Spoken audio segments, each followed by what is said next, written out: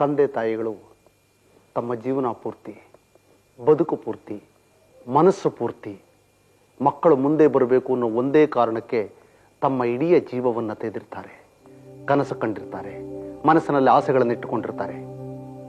ಅವರ ದುಡಿಯುವ ಶಕ್ತಿ ಮುಗಿದು ಹೋದ ತಕ್ಷಣ ಮಕ್ಕಳು ಅವರನ್ನ ಮನೆಯಿಂದ ಆಚೆ ಕಳಿಸ್ಬಿಟ್ರೆ ಅಥವಾ ಕ್ರೂರವಾದ ವಾತಾವರಣವಿರುವಂತಹ ವೃದ್ಧಾಶ್ರಮಗಳಿಗೆ ಸೇರಿಸ್ಬಿಟ್ಟು, ಎಲ್ಲ ಮಕ್ಕಳು ಹೀಗೆ ತಂದೆ ತಾಯಿನ ವೃದ್ಧಾಶ್ರಮಕ್ಕೆ ಕಳಿಸ್ಬಿಡ್ತಾರೆ ಅಂತ ನಾನು ಹೇಳೋದಿಲ್ಲ. ಅವರ 100ರಲ್ಲಿ 90 ಜನ ಮಕ್ಕಳು ವೃದ್ಧಾಶ್ರಮಕ್ಕೆ ಕಳಿಸೋದಿಲ್ಲ, ತಂದೆ ತಾಯಿನ ನೋಡ್ಕೊಳ್ತಾರೆ. 100ಕ್ಕೆ 10ರಷ್ಟು ಜನ ಮಾತ್ರ ಹೀಗೆ ವೃದ್ಧಾಶ್ರಮಕ್ಕೆ ಅಲ್ಲಿ ಇಲ್ಲಿ ತಳ್ಳಿಬಿಡ್ತಾರೆ.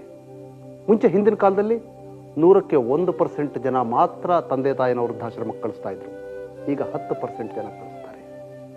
ಇನ್ನು ಮಿಕ್ಕಿದ 90% ಜನ ಇವರ ಅವರು ಪ್ರೀತಿಯಿಂದ ತಂದೆ ತಾಯಿ ನೋಡ್ಕೊಳ್ಳಲ್ಲ, ಕರ್ತವ್ಯ ಅಂತ ನೋಡ್ಕೊಳ್ತಾರೆ, ಡ್ಯೂಟಿ ಅಂತ ನೋಡ್ಕೊಳ್ತಾರೆ. ಇದು ತಂದೆ ತಾಯಿಗಳ ಮನಸ್ಸನ್ನು ನೋಯಿಸುತ್ತೆ. ಸಮಾಜ ದಿನೇ ದಿನೇ ಕ್ರೌರ್ಯವನ್ನು ಪಡ್ಕೊಳ್ತಾ ಇದೆ ಅವರ ಇಂಥ ಸಮಾಜದಲ್ಲಿ ವೃದ್ಧರಾದ ತಂದೆ ತಾಯಿಗಳಿಗೆ ಹೆಚ್ಚಿನ ಸಾಂತ್ವನ ಬೇಕು. ವೃದ್ಧಾಶ್ರಮಕ್ಕೆ ತಳ್ಳಿಬಿಡುವಂಥ ಮಕ್ಕಳ ಕ್ರೂರ ಮನಸ್ಸಲ್ಲ ಇವರ ಇದು ಮಕ್ಕಳ ತಪ್ಪಲ್ಲ, ಪ್ರಕೃತಿಯ ನಿಯಮನೇ ಹಾಗೆ. ಚಿಗುರಿನ ಬಗ್ಗೆ ಸಂಭ್ರಮ ಇರುತ್ತೆ, ಉದುರುವ ಎಲೆಗಳ ಬಗ್ಗೆ ತಾತ್ಸಾರ ಇರುತ್ತೆ.